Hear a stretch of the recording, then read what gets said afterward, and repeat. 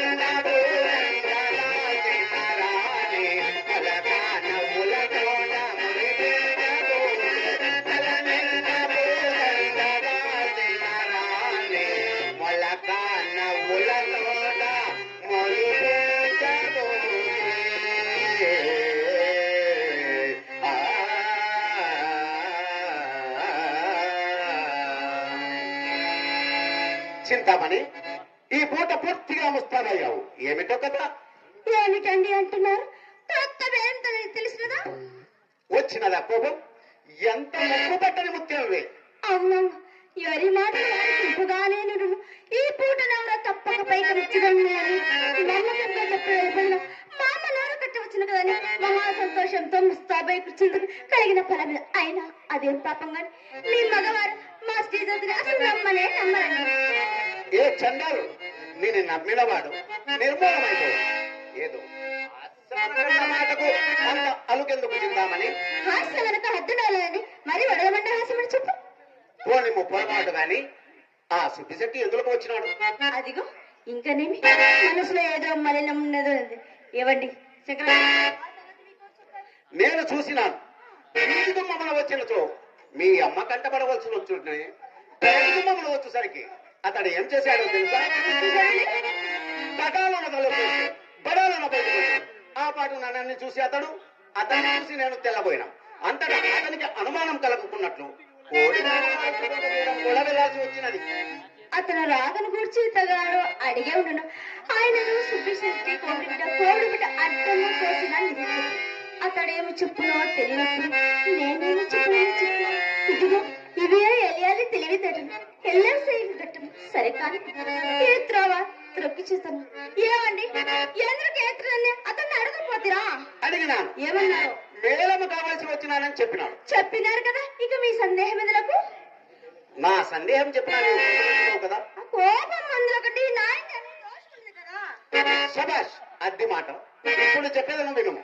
మేళము కొరకు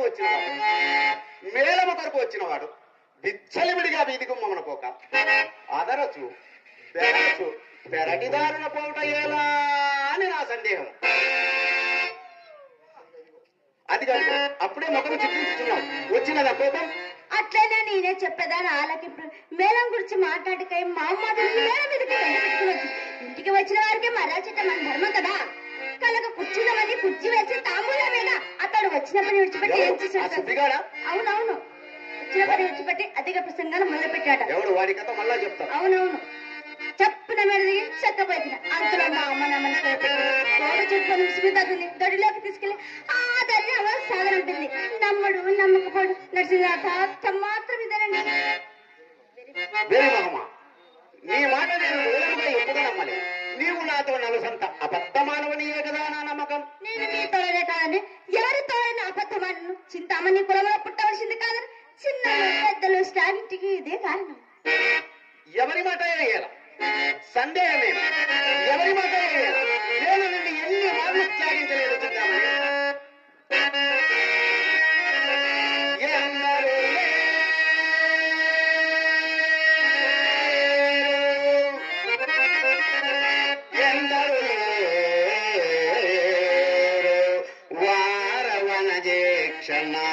వెప్పులమునందు కళ్ళలను కదువ మాటల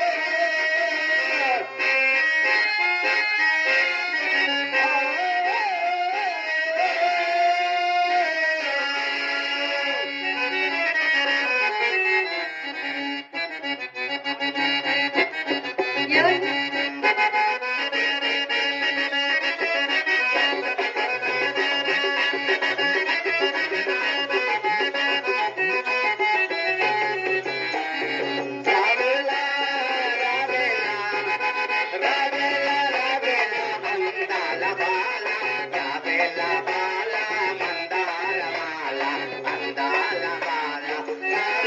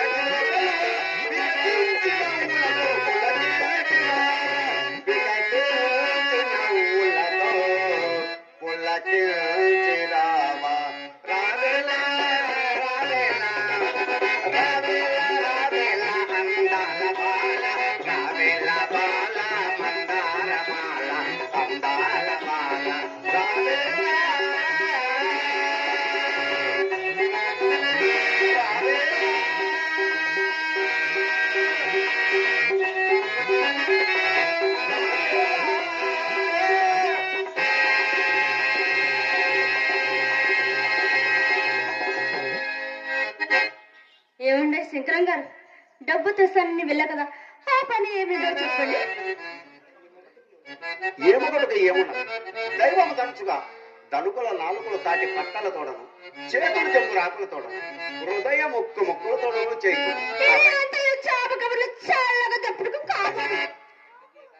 ఇప్పటికి అంతే కాని 2-3 దినములలో తప్పక సానుకూలం కాగలదు. ఇంకా నేను ఎప్పటి పాట మీద త్రోపులు కూడా తగిలిన. కాదు కాదు, నా మాట కడవరకు విని అప్పుడు నీకు తోచినట్లను ఇంతవరకు ఇదిగో అదిగో అని చెప్పినట్టుంటది. ఈ పూట పూర్తిగా త్రొంట చేయి చూపినాడు. ఇంకా ఆ తుంటని కొని మీరు ఆ తొంటలు తెచ్చి అంతేనా? మాట శాంతముగా మండిపడినా నేను మాత్రం ఏం చేయగలను చింతామని.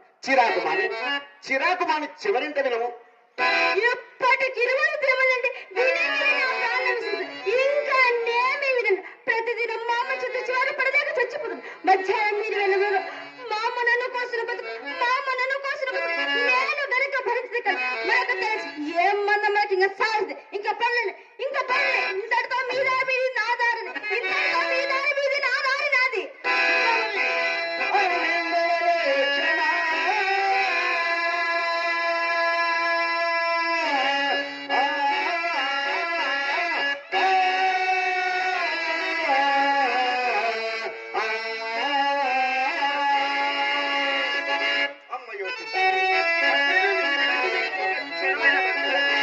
నీవు లేనిది ఒక్క క్షణమైనా జీవించగలవు.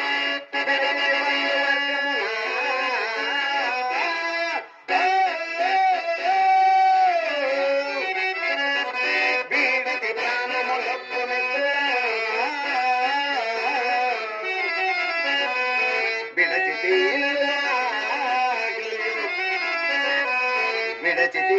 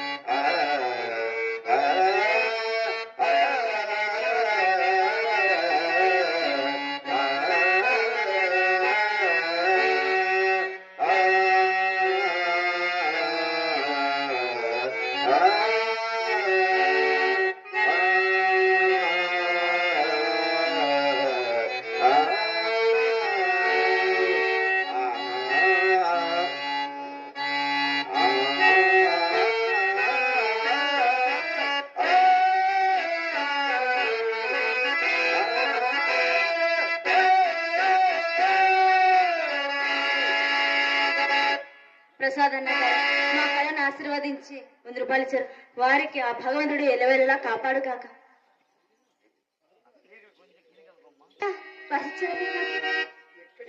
ఏమంటే చింతామణి ఎరటి ఏదన్నా తీసుకొచ్చారు. నేను ఎక్కడికి లేదా అక్కడైనా చిక్కేదైనప్పుడు నేను మాత్రం ఏం చేయగలను చింతామణి? నాకు ఉన్నంతలో నేను నీకేమైనా ఉపేక్ష చేసి తినా?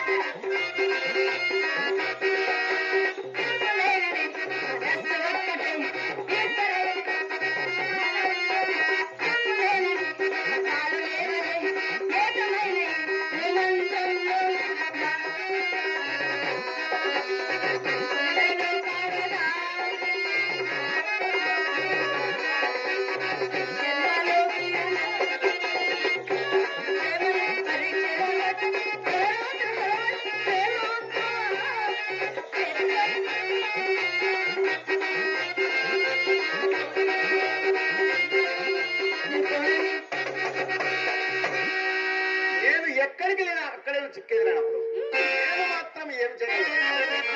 నాకు ఉన్నంతలో నేను నీకేమైనా ఉపేక్ష చేసి